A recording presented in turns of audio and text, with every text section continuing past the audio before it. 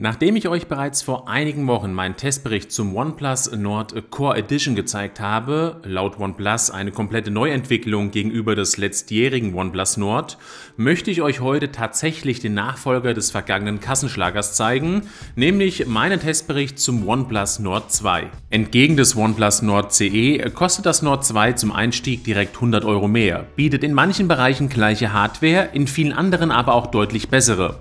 So ist das OnePlus Nord 2 mit einem MediaTek Dimensity 1200 Prozessor ausgestattet, bietet bis zu 12 GB Arbeitsspeicher, ein deutlich schnelleres Laden und dazu noch eine verbesserte Hauptkamera.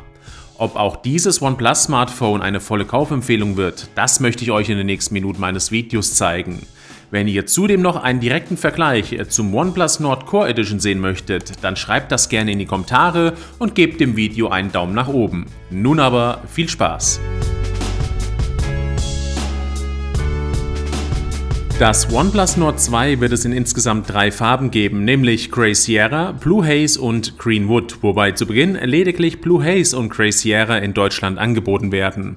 Die Preise beginnen bei der Einstiegsvariante mit 8 GB Arbeitsspeicher und 128 GB internem bei 399 €. Für das etwas größere Modell mit 12 GB RAM und 256 GB werden 499 € fällig. Mit Abmessungen von knapp 159 mm in der Höhe, 73,2 in der Breite und 8,25 in der Dicke bei einem Gewicht von 189 Gramm liegt es in einem branchenüblichen Bereich. Auf der rechten Seite findet man gut positioniert den Ein- und Ausschalter, genau gegenüberliegend die Lautstärkewippe, was mir immer besonders gut gefällt. Oberhalb des Power-Buttons sitzt dann der Mute-Switch. Bei Verwendung ohne Hülle liegt das Gerät wirklich sehr angenehm in der Hand, was zum einen an den abgerundeten Kanten liegt, auf der anderen Seite aber auch an dem beidseitigen Gorilla Glass 5, was bei mir kaum Fingerabdrücke angezogen hat.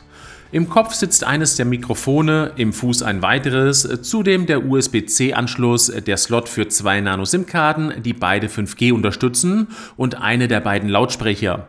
Zwischen Gehäuserahmen und Displayglas sitzt im oberen Bereich ein zweiter Lautsprecher.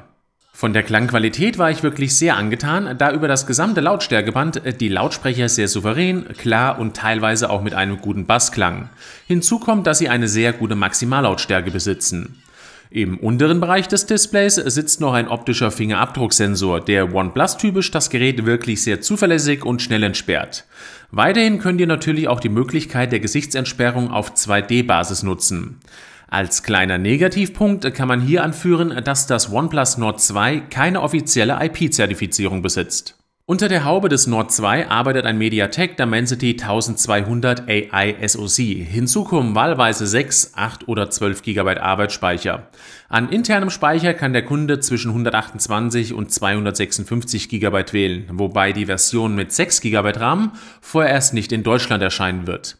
Weiterhin gibt es NFC, Bluetooth 5.2, Wi-Fi AX und GPS. Mit 4500 mAh besitzt das Gerät einen identisch großen Akku zur Nord Core Edition. Der Unterschied besteht hier, dass das Nord 2 mit einem Warp Charge 65 Netzteil geladen werden kann, sodass eine maximale Ladung von 0 auf 100 in 30 Minuten erledigt ist. In meinem Test konnte ich einen Wert von 32 Minuten erreichen. Wireless Charging ist beim Nord 2 aber leider nicht gegeben. Während der letzten 7 Tage kam ich mit dem Nord 2 immer auf Akkulaufzeiten zwischen 1,3 bis 1,5 Tagen, was dem entspricht, was ich auch auf der Core Edition erreicht habe. In meinem YouTube-Test im WLAN auf 50% Helligkeit und Lautstärke kam ich auf einen sehr guten Wert von 15 Stunden. Auch wenn ich bisher gegenüber Prozessoren von MediaTek nicht immer positiv gestimmt war, so erkennt man beim Nord 2 subjektiv nicht wirklich einen Unterschied zu Prozessoren von Qualcomm. Mit Werten von 806 Punkten im Single-Core und 2700 Punkten im Multicore-Score liegt es auf Augenhöhe mit dem Flaggschiff-Smartphone OnePlus 8T des vergangenen Jahres und liefert damit eine ordentliche Performance ab. Aber nicht nur diese reinen Zahlen können überzeugen, sondern auch die generelle Bediengeschwindigkeit, Gestensteuerung und Navigation sowie Interaktion mit dem Gerät. Hier läuft alles flüssig, nichts ist wirklich am Ruckeln, Apps werden schnell geöffnet und auch der Appwechsel wird zügig vollzogen. Bei 6,43 Zoll löst das Fluid AMOLED Display mit Full HD Plus, sprich 2400 x 1080 Pixeln bei einer Pixeldichte von 410 ppi auf. Das Seitenverhältnis liegt bei 20:9 und natürlich unterstützt auch dieses Display eine Bildwiederholrate von 90 Hz. Hinzu kommen wie bei vorherigen OnePlus-Smartphones ein sehr gutes Always-On-Display und das sogenannte Horizon Light. Beides kann natürlich in den Einstellungen individuell angepasst werden. Es gibt weiterhin einen Dunkel-, Augenkomfort- und adaptiven Energiesparmodus. Um das Ganze abzuschließen, gibt es noch einen Videobildschärfer und Farbbooster. Sowohl Helligkeit als auch Blickwinkel und generelle Farbdarstellung haben mir auch bei diesem Smartphone extrem gut gefallen, sodass es hier zu keinerlei Abzügen kommt. Eines der Hauptaugenmerks von OnePlus lag beim Nord 2 im Bereich der Kamera. So gibt es auf der Vorderseite eine 32-Megapixel Frontkamera mit Sony IMX615 Sensor und elektronischer Bildstabilisierung. Auf der Rückseite gibt es 3 Kameras, die Hauptkamera mit 50 Megapixel, optischer Stabilisierung und f1.88 Blende. Weiterhin eine 8 Megapixel Ultraweitwinkelkamera mit elektronischer Stabilisierung und 120 Grad Blickfeld und eine 2 Megapixel Schwarz-Weiß-Linse. Videos kann die Kamera in maximal 4K und 30 bzw. 1080p und 60 fps aufnehmen. Die Bilder der Haupt- und Ultraweitwinkelkamera haben mir bei Tageslicht sehr gut gefallen, da Farbgebung und Weißabgleich sehr identisch zueinander waren. Einziger Unterschied besteht in einem leicht schlechteren Dynamikumfang im Ultraweitwinkelbereich.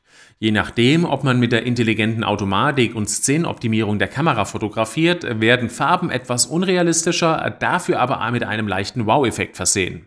Gut bis sehr gut gefallen hat mir aber auch der Bokeh-Modus, der Personen oder Gegenstände sehr gut vom Hintergrund trennt und freistellt. Auch wenn der 2- und 5-fach-Zoom in der Kamera lediglich digital erfolgt, haben mir auch hier die Aufnahmen in 80% der Fälle gut gefallen und wirklich überrascht. Überrascht war ich aber auch von den Nachtaufnahmen, hier allerdings eher im negativen Sinne, da ich mir in der Automatik und vor allem im Nachtmodus etwas mehr erhofft habe. Ohne es bisher verglichen zu haben, würde ich sagen, dass die Bilder, wenn überhaupt, nur minimal besser aussehen als auf der Core Edition. Für mich hätten die Bilder insgesamt etwas heller, detailreicher, aber auch schärfer sein dürfen.